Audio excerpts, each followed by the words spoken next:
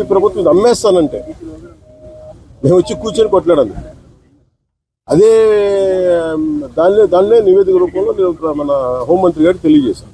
అది మీరు చూస్తే వెంటనే దాన్ని ఆ ప్రైవేటీకరణ కూడా ఆగి ఈ రోజు ఇక్కడికి వచ్చింది. ఇది మేమందరం సమిష్టిగా చేసాం, మాట్లాడాం. కాకపోతే ఏమవుతుందంటే దీన్ని క్యాప్టివ్ మైండ్స్ అంటే మరి ఇంతకాలం ప్రాబ్లం ఏమవుతుందంటే సార్, మీరు మాట్లాడుతున్నప్పుడు నన్ను అడగగలరు. అంటే మీ సమస్యలు మోసేవాడి మీద మీరు ఒక పంచింగ్ బ్యాగ్ లాగా అంటే మీరు అంటాను కదా, నేను జస్ట్ పర్సెప్షన్ చెప్తా ఉన్నా. ఎవరైతే బాధ్యతలు తీసుకుంటారో వాళ్ళ మీద ఎక్కువ ప్రశ్నలు వస్తాయి తప్ప అడగాల్సింది ఎవరు? ఒక 5 సంవత్సరాల నుంచి వాళ్ళు ఉన్నారు. దానికి ముందు కాంగ్రెస్ ప్రభుత్వం ఉంది, ఆల్మోస్ట్ క్లోజ్ టు 10 years. ఇది అప్పటి నుంచి చేయాల్సింది. ఇవన్నీ వారసత్వపు ఇష్యూస్గా వచ్చినాయి, లెగసీ ఇష్యూస్గా వచ్చేసినాయి. నాకేముంది, నేను ఏ సమస్యల నుంచి మేము పారిపోవడానికి లేదు. ఉన్నది వాస్తవాలు చెప్పి అర్థం చేసుకొని దానికి ఒక పరిష్కార మార్గం ఎతకడానికే మేము సంపూర్ణ సర్వ ప్రయత్నాలు చేస్తాం. మీరే అడుగుతాం. టెక్నికల్ గా ఉన్న వాళ్ళని తగ్గించేసి అడ్మినిస్ట్రేటర్స్ తో రన్ చేస్తున్నారు. పని ఒత్తిడి కూడా కార్మికుల నిర్వహణ లోపం చాలా ఎక్కువగా ఉంది అనేది కూడా లోపల పనిచేసిన వాళ్ళు అంటున్నారు మేడం. మీరు అడిగిందే నాకు చెప్పారు. కాకపోతే ఏంటంటే ఇది మనం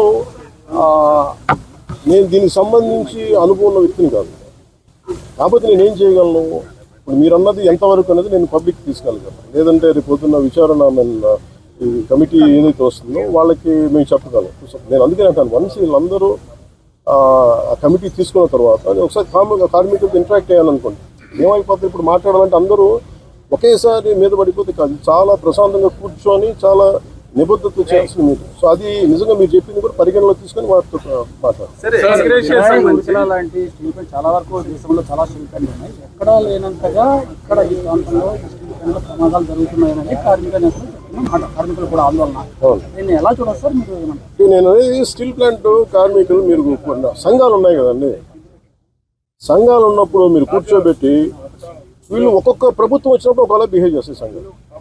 నాకు ఇబ్బంది ఏముందంటే సంఘాలు అనేవి ఇర్రెస్పెక్టివ్ ఆఫ్ ఏ ప్రభుత్వం వచ్చింది ఏ ప్రభుత్వం పోయింది అనే కంటే కూడా సంఘం కార్మికుల సంక్షేమం కోసం ఇర్రెస్పెక్టివ్ ఆఫ్ మనం ఎవరు బాగా చేయగలం అని ఆలోచించాలి తప్ప మీరు వైసీపీ వచ్చినప్పుడు కాంప్రమైజ్ అయిపోయి వైసీపీ వచ్చినప్పుడు ఈ స్థలాలని మనం ప్రైవేటీకరణ చేసేద్దాం వాళ్ళతో ఇవి నేను వాస్తవంగా చెప్పగలను.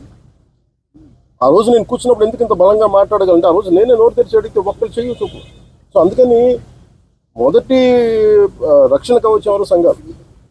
సంఘాలు ఈ పొలిటికలైజేషన్లోనో లేదంటే మన పార్టీ రాజకీయాల్లో పడిపోయి నిజంగా కార్మికుల సంక్షేమం ఎంతవరకు ముందుకు తీసుకెళ్లారు అనేది కూడా నాకు వాళ్ళతో కూర్చొని నేను మాట్లాడతాను. సార్ నేను I don't try to shy away